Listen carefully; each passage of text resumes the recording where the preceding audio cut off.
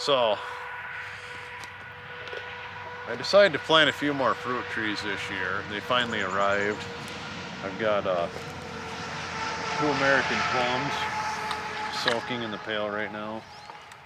These are bare root trees. I got these from Fedco. They just arrived.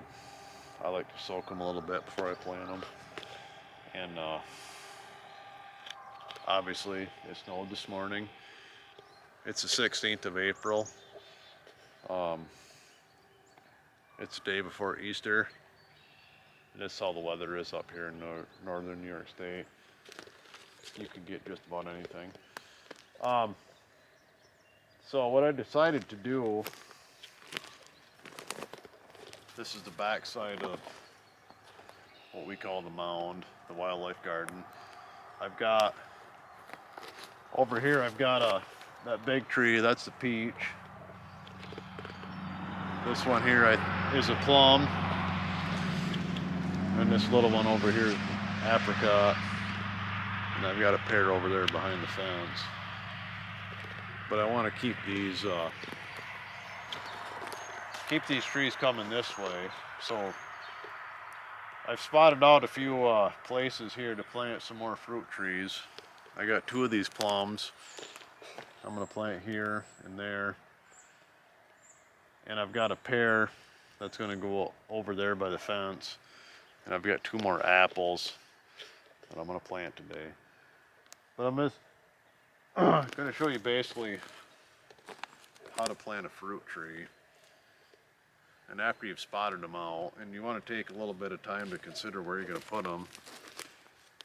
In here, we got the elderberries up front here. They're a shorter bush. They get maybe 8 or 10 feet tall. South is kind of that way. So we put our smaller fruit trees up front, our bushes. Then as we come back, we're going to plant our medium-sized trees and then our full-size trees. These plums will be a full-size tree. They'll get maybe 20 to 30 feet tall. And then back in behind here, we got our full-size wild apple trees.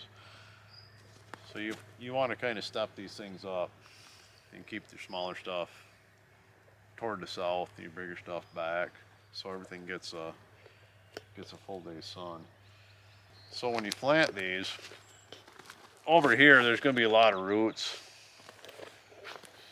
There's a lot of briars in here. There's a lot of trees in here. So I bought a really good hoe this winter. This is actually made out of an old tractor disc. So we use that to cut up the roots. And a real heavy duty shovel. This is a Corona shovel, I just bought this. Now when you buy these, they're not quite sharp. I like to take the grinder, get this edge sharp. Another tool I bought this winter was a Corona 5-tine fork. These are a really good tool. Very light. The handle I like on this because it's not a big fat handle. It's a small handle. I think it really works well. These are expensive tools, but they're worth it.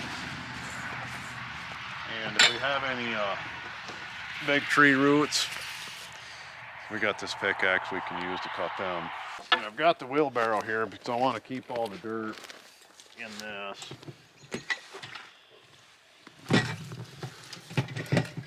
As I dig this hole, I'm going to just throw the dirt in here. So most trees are going to require probably a 2-foot hole. You see these plums, these are a pretty vigorous wild tree. They got a pretty big root ball on them already. They're going to need at least a 2-foot hole. So we're going to get them back in there and get those roots soaking.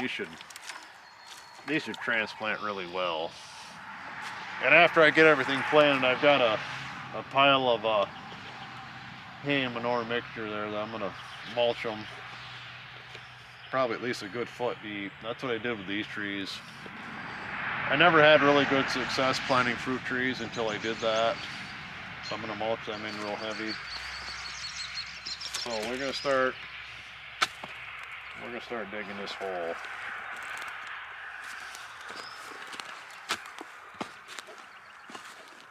And it's mid-April, the soil's quite wet here.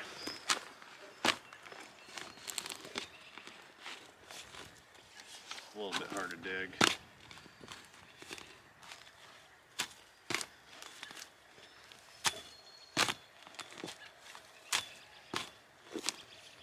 You can see this root here. They cut through that pretty well. A normal shovel, you'd be fighting with that.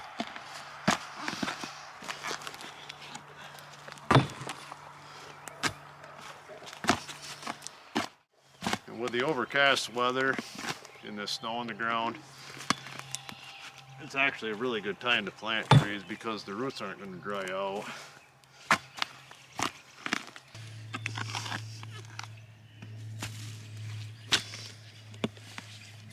Now, even though we have limestone bedrock, there's still a lot of granite boulders around.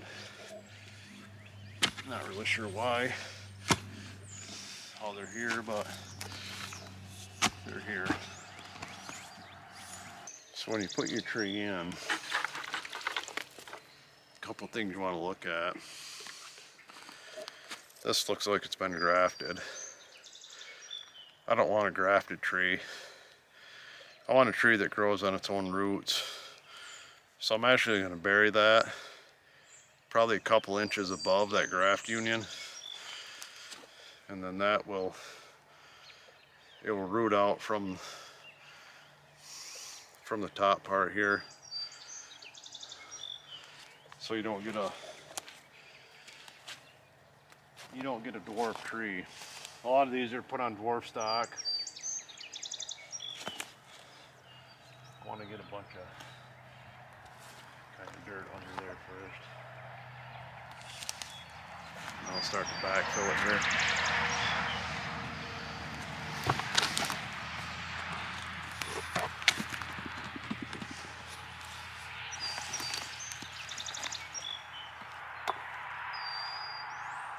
And today's a really good day to plant these because they're not going to dry out.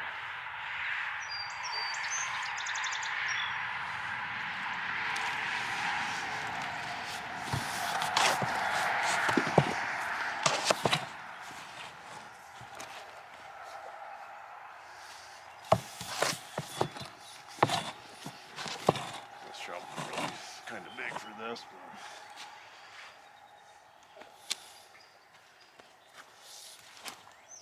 just want to kind of get that dirt pushed in around there.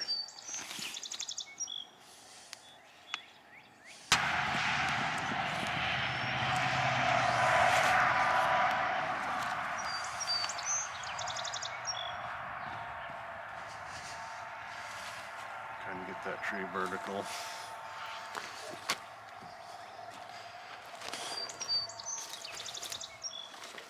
I'm going to dump the rest of the dirt in here.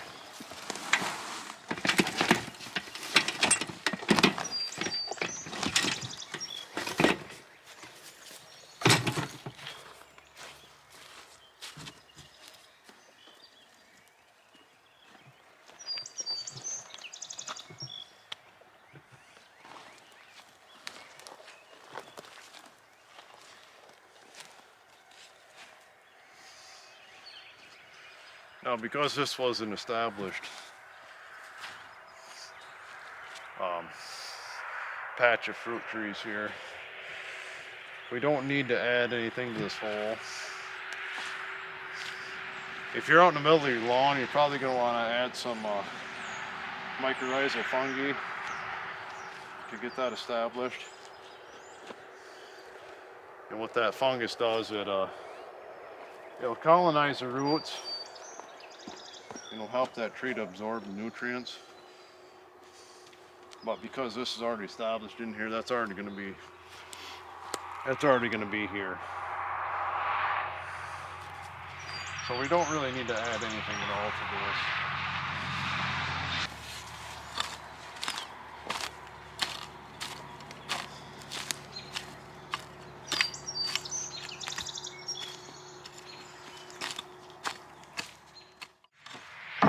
So the last thing we want to do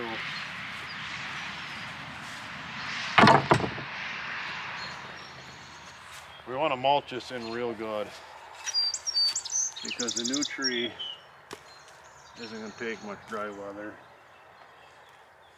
I don't water anything here. I don't have a very good well. My well typically is marginal at best in the summertime.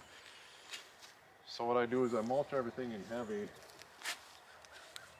And then I've never had an issue with stuff drying out on me.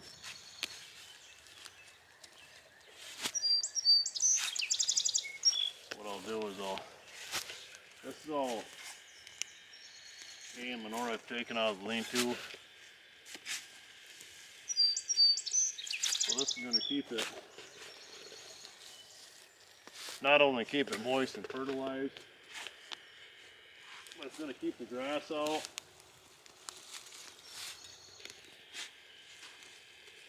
You don't want these new trees to compete with the grass.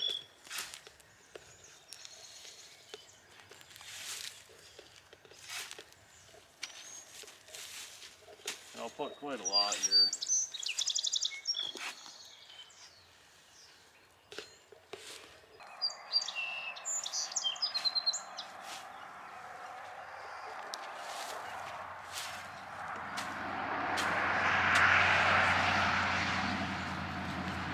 So it's pretty well done. And we'll leave this tag in here so we know what we got.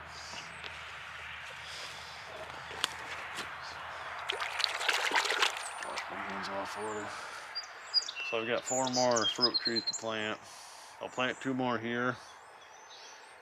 And probably 2 more over there by the raspberries. And it's a good day to do it, and hopefully we get it all done today.